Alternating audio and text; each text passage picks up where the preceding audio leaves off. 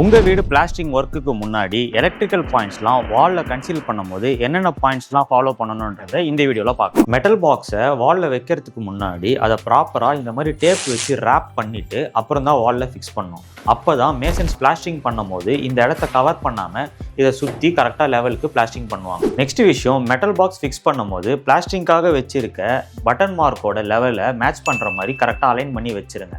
அப்போ தான் பிளாஸ்டிக் முடிச்சதுக்கப்புறம் உங்களால் ஷீட்டை பர்ஃபெக்டாக மாட்ட முடியும். சப்போஸ் நீங்கள் வீட்டுக்கு ஆட்டோமேஷன்லாம் பண்ண போகிறீங்க, சுவிட்ச் போர்டுக்குள்ளே சென்சார்லாம் வைக்க போகிறீங்க அப்படின்னா இந்த மெட்டல் பாக்ஸ் உங்கள் பிளாஸ்டிக் லெவலை விட கொஞ்சம் ஒரு 1/2 inch உள்ளே தான் இருக்கணும். அப்போ தான் நம்ம வைக்கிற சுவிட்சஸ் ஒயர்ஸோடு சேர்த்து அந்த சென்சாரையுமே அந்த மெட்டல் பாக்ஸ்குள்ளே வைக்க முடியும். ஏசி ஸ்டெபிலைசர்ஸ்லாம் இன்டீரியர் அப்போ ஏஸ்தெட்டிக்காக அந்த ரூமோடைய லுக்கை ஸ்பாயில் பண்ணும். அதனால் உங்கள் வீட்டோடைய எல்லா ஸ்டெபிலைசர்ஸும் ஒரே பாயிண்ட்ல வர மாதிரி அதுக்கான பைப் லேயிங்கை நீங்கள் இந்த ஸ்டேஜ்லேயே போட்டு வச்சிட்டிங்கன்னா உங்களுக்கு நீட் அண்ட் ஃபினிஷ்டு லுக் கிடைக்கும். லாஸ்ட் ரொம்ப முக்கியமான விஷயம், நீங்கள் வாலில் கன்சீல் பண்ணதுக்கப்புறம் எல்லா வாலையும் ஃபோட்டோ எடுத்து கஸ்டமருக்கு சப்மிட் பண்ணிடுங்க. அப்போ தான் ஃபியூச்சரில் அவங்க இன்டீரியர் பண்ணும் போதோ வாலில் ஆணியோ ட்ரில்லிங்கோ பண்ணும் போது எங்கெங்கெல்லாம் லைன் வருதுன்றதை பார்த்துட்டு அந்த இடத்த அவாய்ட் பண்ண முடியும். இந்த மாதிரி ஹோம் ரிலேட்டட் டிப்ஸ்லாம் பார்க்க நம்ம சேனலை மறக்காமல் சப்ஸ்கிரைப் பண்ணிக்கோங்க. தேங்க்யூ.